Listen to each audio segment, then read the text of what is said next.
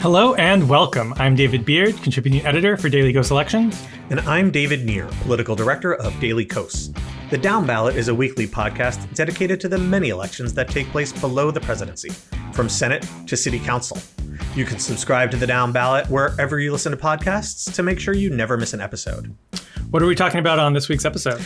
Well, we are catching up on Tuesday's elections, including the race for the state Supreme Court in Georgia and some primaries out in Oregon. We also are circling back for some updates on several big stories we've covered recently, including Democrats making a valiant and successful stand in Missouri, redistricting news from Louisiana, a big Supreme Court ruling, and the final results from the race for mayor of Anchorage.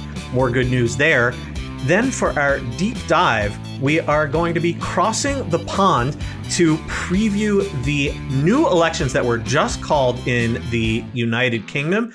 David Beard puts on his foreign correspondence cap and runs down everything you need to know about these major elections that are going to be taking place this summer. It's a jam-packed episode, so let's get rolling. So Tuesday's elections went almost entirely as expected. And if you're subscribed to our Morning Digest newsletter, you saw our recaps of all of them on Wednesday morning. But there are a couple that we wanted to dig into a little more here on the podcast. Yeah, and if you haven't yet, that's dailykos.com/morning digest. It's free, comes out every weekday morning, 8 a.m. Eastern. So let's get down to it.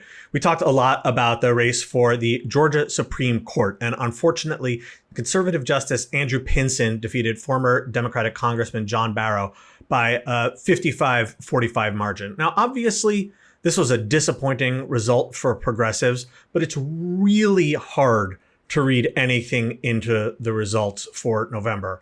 For one, the ballot didn't list any candidates by any sort of partisan affiliation. You had to know them by name to know which candidate was more in line with your views. And in a race like for the Wisconsin Supreme Court, where the ballot was similar in that respect, there was so much money spent. Everyone knew who the candidates were last year.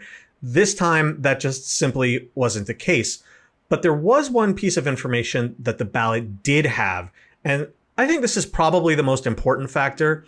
It listed Pinson as the incumbent. It actually had the word incumbent right below his name. And that's just a huge advantage, especially when, as I was just saying, you have a race with low name recognition on all sides. I think another factor here is that Georgia is not used to having these competitive Supreme Court races like a lot of the other states that we talk about are used to having those types of races. North Carolina, Ohio, Michigan, Wisconsin, those are the states we've talked a lot about their Supreme Court races. A lot of money gets spent on those, and a lot of voters know that their votes decide who controls the Supreme Courts in their states. And there isn't that history of that in Georgia, in addition to, obviously, as you mentioned, the incumbent marking. In a low information race like this, where a lot of voters are going to go in and they're not going to know much, if anything, about it, that's such a huge signal to voters that it's a really hard road to overcome.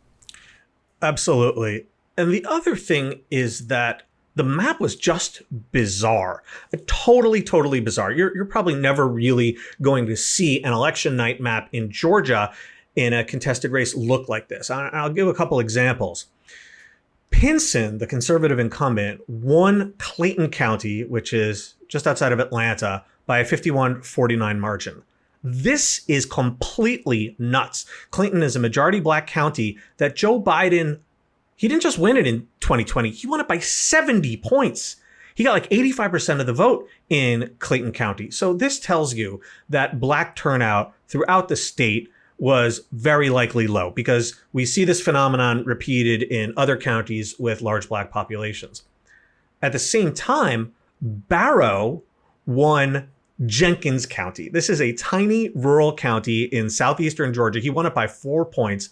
Trump carried this county by 26 points. The reason why Barrow won Jenkins County and a few other small counties like it in the same area is that it used to be contained inside of his old congressional district. Interestingly, he hadn't been on the ballot specifically for that district since 2014 when he lost his last race for the House. But Obviously, it shows you that name recognition can die hard, and he still had a local base of support in an area that otherwise had gone super, super red. So, yeah, I really wouldn't want to look at those numbers and say, oh, well, Barrow lost by 10 points. That's bad news for Democrats in what had been a very swingy state. You really just can't do that. Yeah, I think there's plenty of reasons why this doesn't track. As you said, the strange thing is if you take away Metro Atlanta, Barrow probably would have done well enough outside of the Metro Atlanta area if he'd gotten Biden-esque numbers in Metro Atlanta, which of course he didn't. But it's just a very unusual situation due to a lot of the circumstances that we talked about. Obviously, going into Georgia, the polling, hasn't been amazing for Democrats and particularly for Biden. So we'll see where that goes. But I don't think this should lead to anything for November. The one other race from Tuesday night that we really wanted to dig into was a primary out in Oregon. Beard, why don't you catch us up on what went down in the 5th? Yeah, Oregon's 5th district is a very competitive House district currently held by a Republican. There was a Democratic primary, and the DC establishment is pretty happy with how it turned out. State Representative Janelle Bynum blew out the 2022 Democratic nominee who lost the race, Jamie McLeod Skinner. Bynum was up 69-31 as of Wednesday afternoon when we're recording this. And the AP had already called the race, even though there are still a lot of votes out because Oregon is primarily a vote by mail state. And so ballots are continuing to come in that have been postmarked by Election Day. So obviously that may change a little bit, but obviously when you're up 69-31, it doesn't really matter how the late mail ballots break.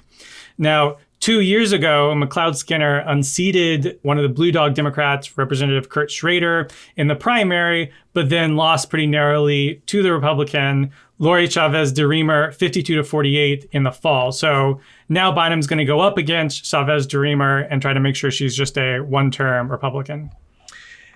Yeah, and the DCCC weighed in on this primary. It really is just about the only primary this year where it did so, aside from top 2 races in California. And you only do that if you're really not high on one candidate's chances and you think there's a materially better alternative. And so they spent a bunch of money trying to help Bynum get past McLeod Skinner.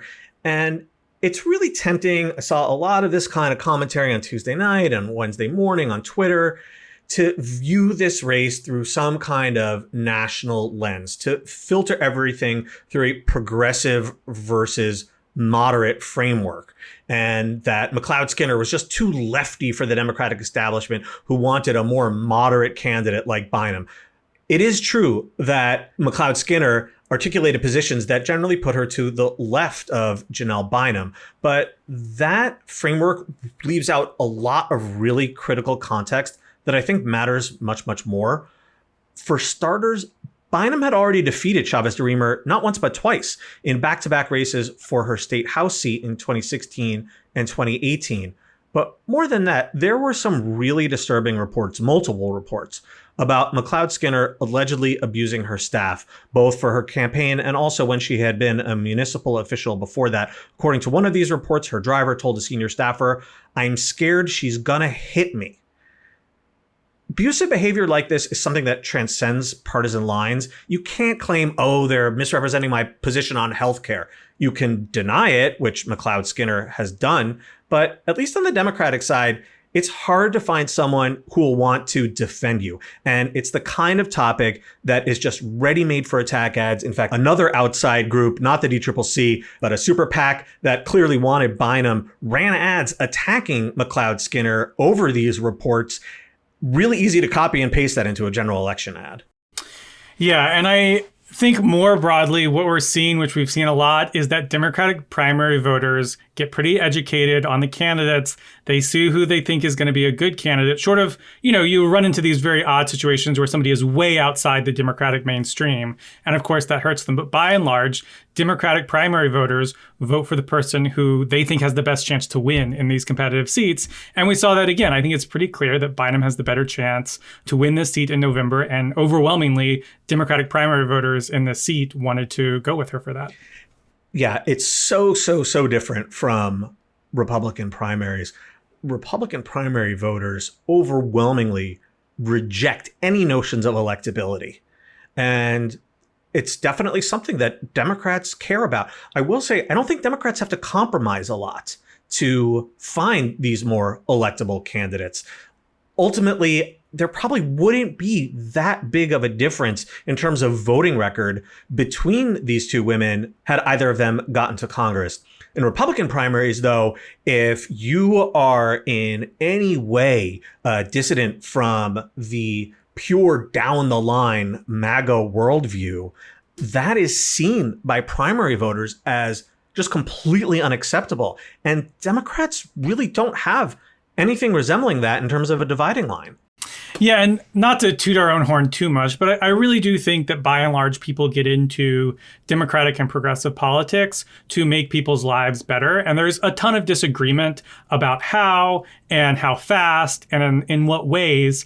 But because there's that sort of underlying baseline that we want to, make sure more people have health care, when it comes down to it and there's the opportunity to do that, Democrats come together and be like, hey, let's pass this bill that can actually do that, even if I'm not happy with how or the degree or how many people are being affected by it. This is an improvement. So we're going to all go and pass it.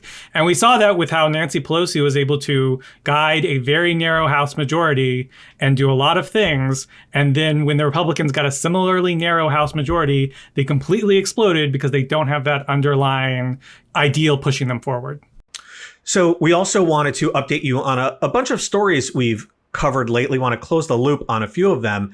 In Missouri, Democrats, amazing news, scored a total victory. The tiny Democratic caucus in the state Senate completely made the GOP bend the knee. Last week, we had State Senator Lauren Arthur on the show. It was such a fascinating discussion. It was right after Republicans had backed down in the face of a Democratic filibuster.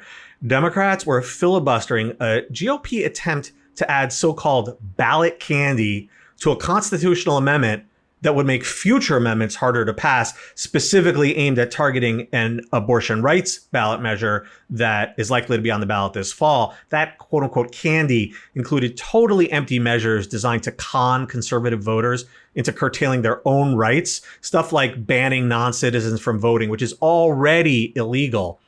Well, the legislative session wrapped up on Friday, and Republicans were unable to put any amendment designed to make future amendments harder on the ballot at all, with or without candy. They just totally gave up. So this means that the abortion amendment, which looks very likely to qualify for the ballot, will only need a simple majority to pass this fall. Obviously, there's a ton of work to be done. There is going to be another very expensive fight ahead. Missouri is considerably redder than Ohio.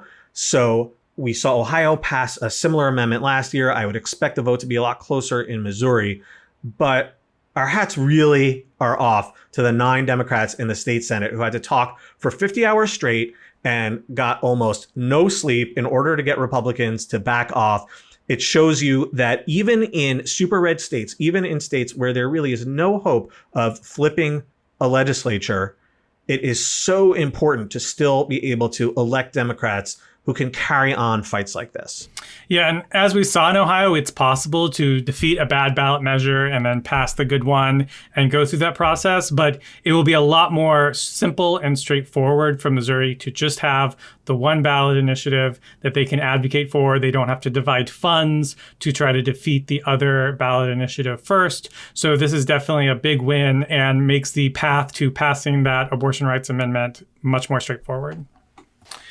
Another update we wanted to give you in Louisiana, literally while we were recording the show last week, the Supreme Court stayed a ruling that had barred Louisiana from using its new congressional map that features 2 majority black districts.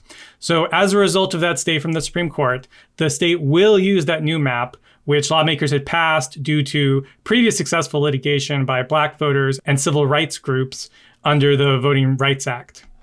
Now, the upshot to this is, as we expected, Democrats are all but certain to win this new look 6th district. But the real question is, what is Representative Garrett Graves going to do? He's the current representative for the 6th district, but not anything like the one that's going to be voting in November.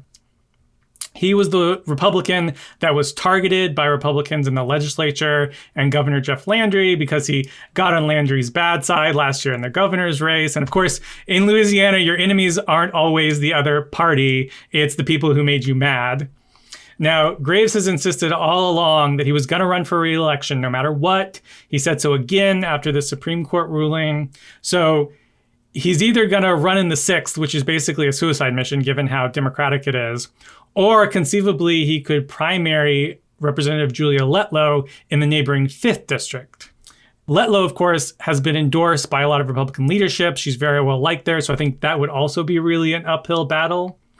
Now, it would have made a lot more sense geographically if the 5th district had been the one that had been a black majority district instead of the strange way that the Republicans ended up passing the map. But Letlow is the only woman in the state's congressional delegation. As I mentioned, she's pretty well liked. So they made a choice to protect her, to go after Graves. And now, Graves is really the one who's left out in the cold.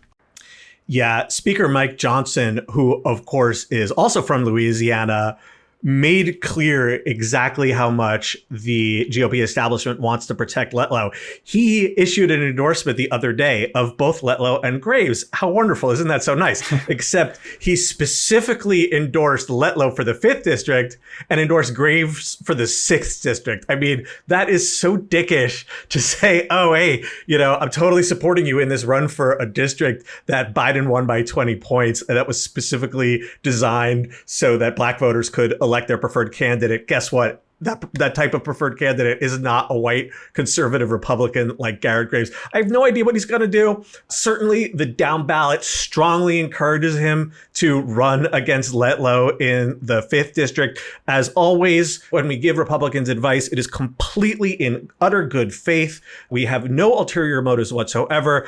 We think the two of you should just hash it out among voters and really let the voters of the 5th district decide, Garrett. Yeah, for sure. And then however that goes, I really think the 2027 Louisiana governor's race is calling to Garrett Graves. I think he needs to go nuclear on Jeff Landry. Let's get it as dirty as we can.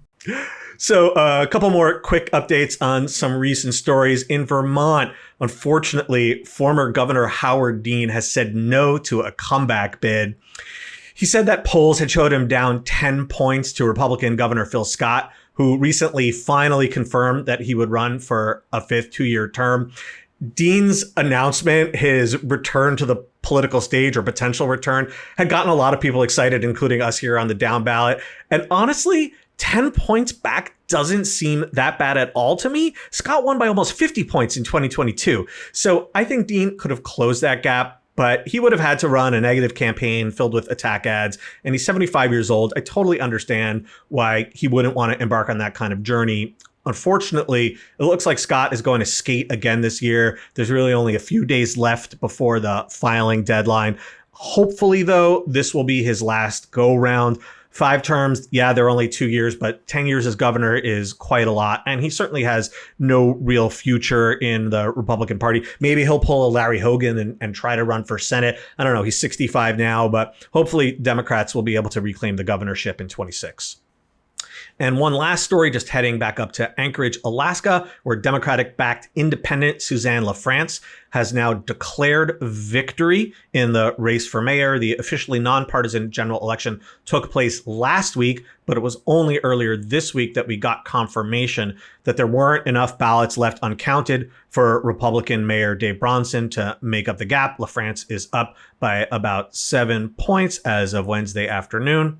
LaFrance is now the first woman to win election to run Alaska's largest city, but she'll have to do this all over again just 3 years from now, not 2, not 4, 3.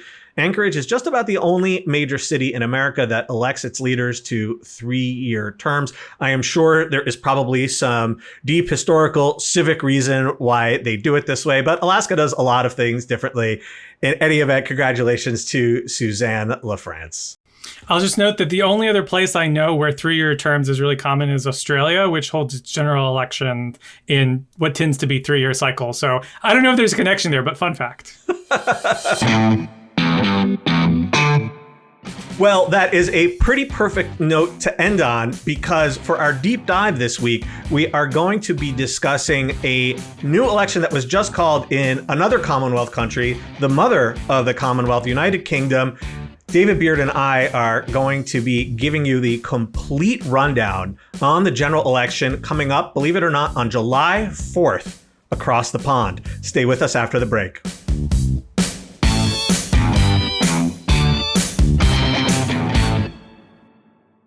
We are going to take a brief break from U.S. elections to discuss big news that broke on Wednesday afternoon when British Prime Minister Rishi Sunak called elections, general elections for the UK's Parliament for July 4th. Now, Beard, this was already 9 years ago. I can hardly believe it, but I first brought you into the Daily Kos elections fold because there were very interesting elections happening in the UK around that time, general elections, Brexit, etc. And we wanted to think about expanding our coverage in that area. But I have to admit, UK elections are not my specialty. And I put out a call for folks in comments to say, hey, is there anyone who is capable of writing about this intelligently and with knowledge? And you answered the call, Beard, and you became our foreign correspondent based in DC, of course. And you have followed British elections very, very closely for many, many years now. So I thought it would make sense for me to interview you about Sunak's new election call. Yeah, and the funny thing was the 2015 elections led to an unusually busy time in UK electoral politics because they had their regular, election in 2015. They had the Brexit vote in 2016. They had a snap election in 2017, much earlier than normal. They had another snap election in 2019, much earlier than normal. So there were those 4 elections in 5 years. I was like, wow, I'm covering so much UK stuff. And then there hasn't been, a general election since 2019. So it's exciting to get back into it. So let's start right there. Unlike in the United States, in the UK, as in many parliamentary countries, elections don't necessarily happen on a fixed date. So walk us through Wednesday's announcement and specifically the timing of when this election is supposed to take place. Sure. So the announcement was that the prime minister had gone to the king and requested that he dissolve parliament and call for a new election. Now, you have to go to the king and ask him because it's the king's role to do this. It's very ceremonial. Obviously, in the way that the UK works, the king, whatever his responsibilities are all sort of done by convention. So there was no option for the king to be like, nah, I'm gonna not call the election. So it's really in the power of the prime minister to decide when this election is. Now, parliaments can run for up to 5 years. So the election could have been as late as January 2025. That would have let parliament run all the way to December 2024, 5 years after the last general election. And then you get a certain number of weeks for the actual campaign to take place. So it's actually like 5 years and a month between elections. But it was pretty widely expected that Sunak was not going to do that and wait all the way until December, January of this year, because winter campaigning is not fun for anybody. It's hard to, knock on the doors. Of course, there's Christmas and New Year's and the holidays. So there was an expectation that the election would either be in the summer or the fall of 2024.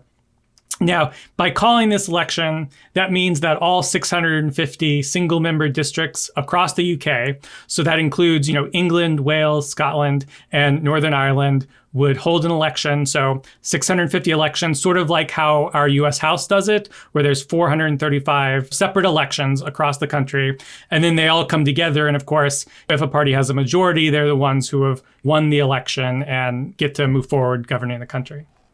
And just as a refresher, these are all first past the post elections, very much like in the United States. There's no proportional representation that you often see in parliamentary countries. Yeah, the main difference that you'll see in the UK is that there's more parties who may get substantial amounts of the vote than in the US. But otherwise, in terms of how the election itself works, everybody goes in, you go to your district, you vote for one of the candidates on your ballot for, your London parliamentary district or wherever you live. And then the person with the most votes in your district becomes your member of parliament. And they just do that 650 times throughout the country. So there is no sort of moving of votes around or making it fit the popular vote or anything like that. So we've got the mechanics out of the way. Give us a table setter of the state of UK politics leading up to Sunak's announcement on Wednesday. Yeah, so I think the UK, the biggest issue that's been going on is that the country has been struggling economically in the wake of both Brexit and the pandemic. They've obviously struggled with inflation like much of the world has, similar to the way that the US has, probably a little bit worse. But they've also struggled with a lack of economic growth that the US has mostly been able to avoid. And that combination has been really tough on people in the UK. One report from a think tank in the UK has said that this will be the first parliament in modern history to see an overall drop in living standards in the United Kingdom during that 5-year term of parliament. They've also got ongoing immigration controversy that's pretty similar to ours, except the main way that they have this immigration is folks with small boats crossing the English Channel from France to the southern shores of the United Kingdom. The Tories have spent years trying to enact this plan to ship these immigrants to Rwanda while their asylum claims are going through, but it would have Rwanda actually take them and have them live there for potentially years while their claims are being processed. And the plan has been approved, so it's now law, but it hasn't been enacted. Like no actual flights to Rwanda have taken place with immigrants, which is why I think maybe Rishi Sunak thinks this is a good time to have the election because he gets to tout it without any of the obvious incoming complications and problems that this plan is going to cause. So this is a little bit like the U.S.'s Remain in Mexico policy, which of course is deeply enmeshed in controversy, except for the fact that Rwanda is extremely far away. Yes, it is like it in some ways, but not like it in the way that you're not just like, hey, you came from Mexico and we're just going to tell you have to stay in Mexico instead of crossing the border. It is, here you are, you went across the English Channel on this very dangerous crossing in a small boat to get to the UK and generally apply for asylum. And we're going to put you on a plane and fly you to Rwanda, probably not where you're from, potentially, not from even Africa, that you could be other immigrants from Europe or from Asia. This is from all over the place. And you're just supposed to stay in Rwanda indefinitely until your claims are resolved. So obviously there's a lot of opposition. There's been a lot of lawsuits. There's been questions about the European Convention on Human Rights and whether or not that applies. So the idea is that it's supposed to start later this summer. Whether or not it ever does, who knows? I don't want to get too sidetracked, but how did Rwanda wind up in the mix here? My understanding is that the UK was willing to basically pay a country to sign up and do this. And Rwanda was like, hey, if you'll pay for all this, we'll take a bunch of money and then house some people if we're making money off of it. I don't know a ton about how those original contacts got made, but my understanding is the primary reason is not out of the goodness of the Rwandan government's heart, but they're being paid by the UK government to do this. Now, there's also a political backdrop here, too, that is kind of, you can't say separate and apart from the issues with the economy, but kind of layered on top of the economy. Yes. So, of course, if we go back to 2019, Boris Johnson had called that snap election. The Tories did very well. And then COVID happened. Like most countries, there was a increase in the popularity of the government in the wake of this sort of crisis that everyone was dealing with in the first part of 2020. And then sort of from there, the Tories have just seen their popularity, circle the drain as controversy after controversy has taken place. Boris Johnson's violations of the lockdowns that the UK had was an ongoing controversy. Liz Truss replaced Johnson, but was only prime minister for a matter of weeks as she introduced this radical economic scheme that caused the markets to go haywire and really looked like it might drive England towards a financial crisis until she stepped down and, of course, was replaced by Sunak, who managed to stabilize things. But by that point, I think a lot of the damage was already done for the party. So let's talk about polls and predictions. This is the stuff that I know that Downballot listeners and DKE fans love to hear about. So why don't we talk about first the two major parties? Obviously, that's Labour and the Conservative Party, aka the Tories, and how it's looking like they're going to perform in this election. But as you mentioned, Beard, UK elections differ considerably from US elections because there are many more parties on the ballot that often get a sizable share of the vote. There's four other parties that we want to talk about, but let's get started with the big boys. Yeah, so in short, it's expected to be a very, very good election for Labour and a very, very bad election for the Tories. Obviously, like you mentioned, there are other parties, so they're going to affect certain races, and we're going to talk about them. But sort of like in the US, when the vote share changes enough in one party's favor, a lot of other things sort of go out the window. And if you're going to win so many more votes than the other side, you're just going to have a great election no matter what. Now, the current polling average shows Labour on 44% and the Tories on 23% of the vote. So when you have a 20 plus lead in the polls, you're going to have a really good election night if that holds up through the course of the campaign. So 44% of the vote, 20-point lead over the Tories. Obviously, that looks really big, but 44% is, of course, not a majority of the vote. Would that 44%, if that were to hold for Labour, would they be likely to get a majority of the 650-member House of Commons? Yes, if this result holds, they would almost certainly have a majority. They would have a comfortable majority, potentially an overwhelming majority.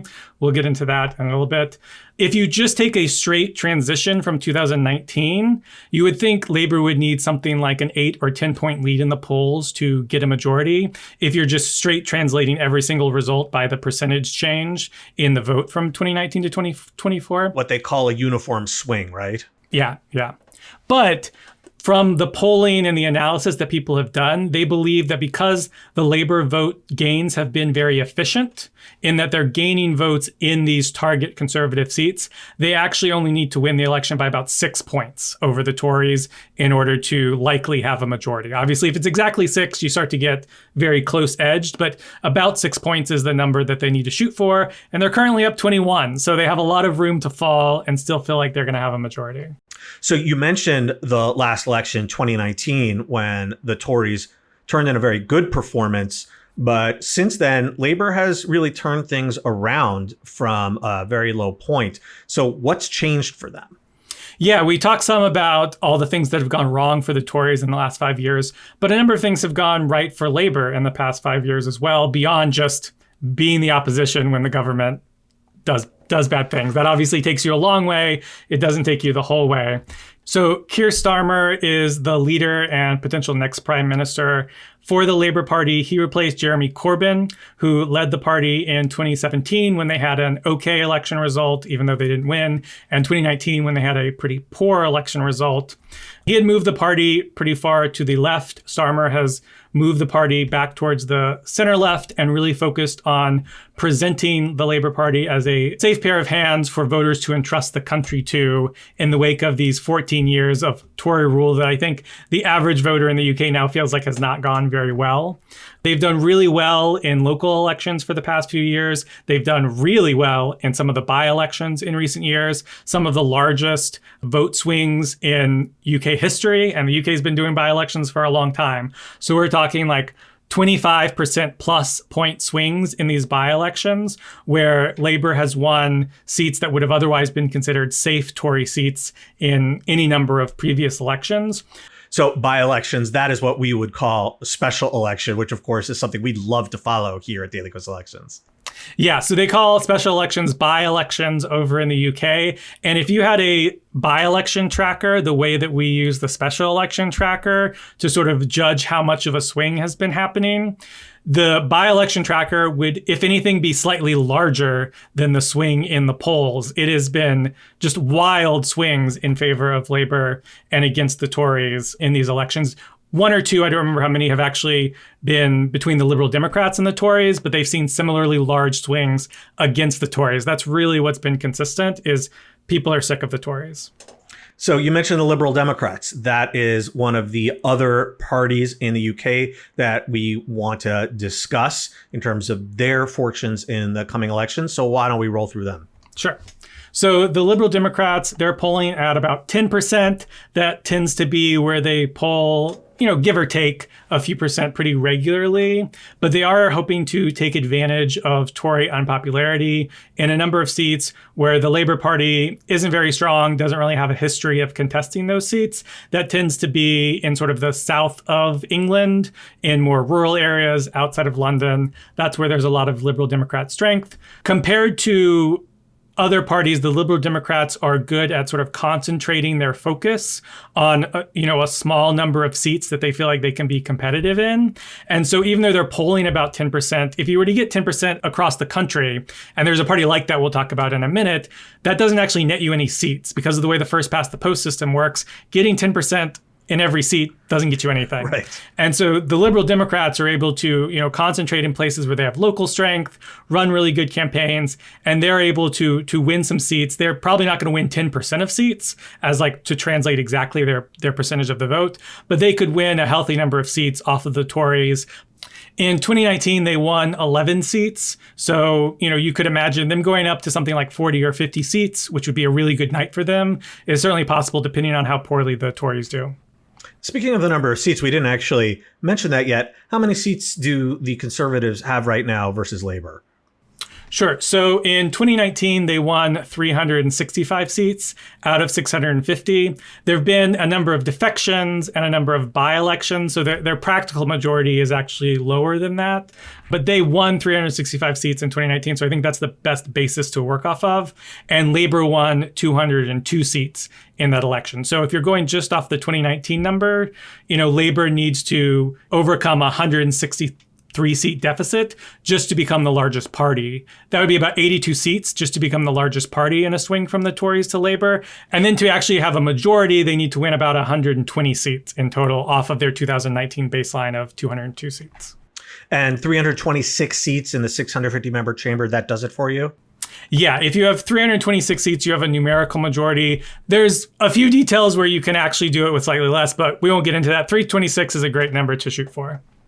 So one thing we haven't actually mentioned is really the ideology of these parties. It's always very tempting to try to map the Tories onto the Republicans and Labour onto Democrats. And I think that doesn't really work. Maybe it sort of does a little bit, but it is certainly true that, of course, Labour is the center-left party. The Tories are the Conservative party. And the Lib Dems, we don't have anything like that in the US. So how do you explain them?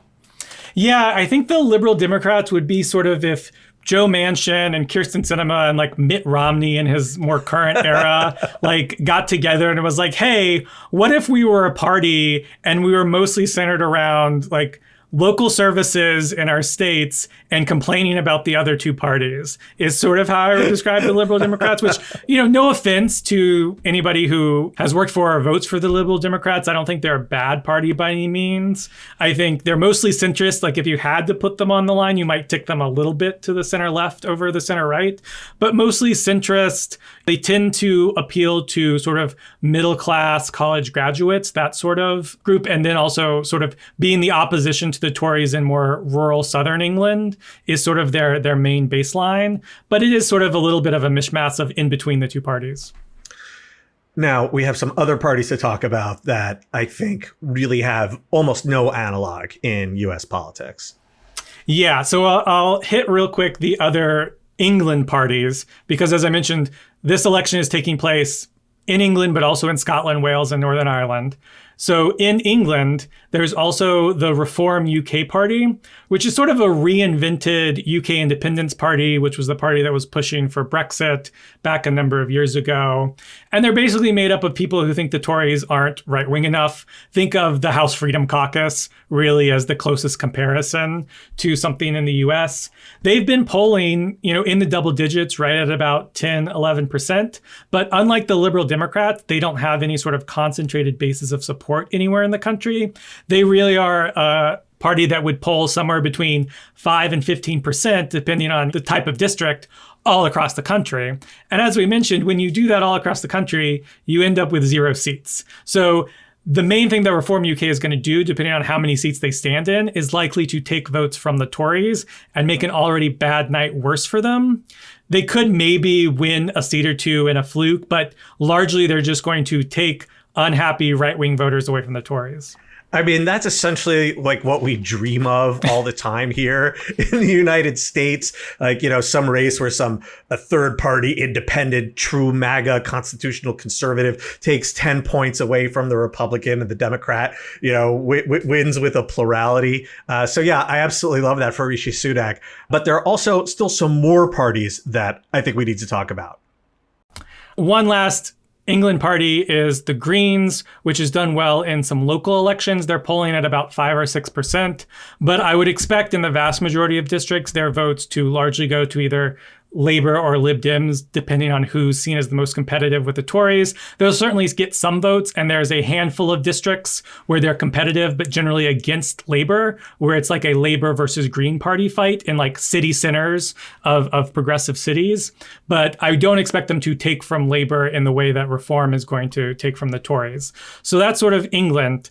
The other big party that we need to talk about is the Scottish National Party, which of course only runs candidates in Scotland.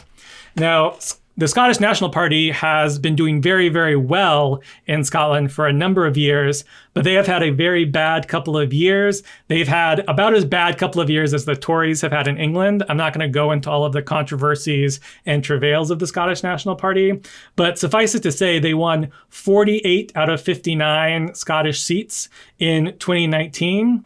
And Labour mostly, and to a lesser degree the Lib Dems, are going after most of those seats. In a worst case scenario, you could imagine the SNP losing 40 of those seats to Labour and the Lib Dems. That's how badly they're polling. All right. I feel like we've covered the election itself in depth, but what happens next? Let's say Labour does win. They win a comfortable majority. There's no doubt about who controls Parliament following the election. What are their plans? Yeah, so one of the positive things about the UK system is that if you win a majority, like we think Labour is likely to do, there aren't very many constraints. Nobody's going to filibuster the Labour program into oblivion like some people like to do in the US. So they've proposed, 6 first steps. Obviously, they've got a lot of plans like any major political party, but their first steps include sticking to tough spending rules in order to deliver economic stability, similar to how the Democrats like to pay for all of the things that they pass, and they don't just add willy-nilly to the deficit the way that the Republicans like to with their tax cuts. The Labour Party is being committed to being very fiscally responsible. That was one of the criticisms of the late Labour government of the 2000s, so they've really pushed back against that. But beyond that first point, they want to set up what's called Great British Energy, which would be a publicly owned clean power energy company. They want to cut the NHS waiting lists. Now, the NHS is the National Health Service. In the UK, healthcare is nationalized, so it's all run by the government.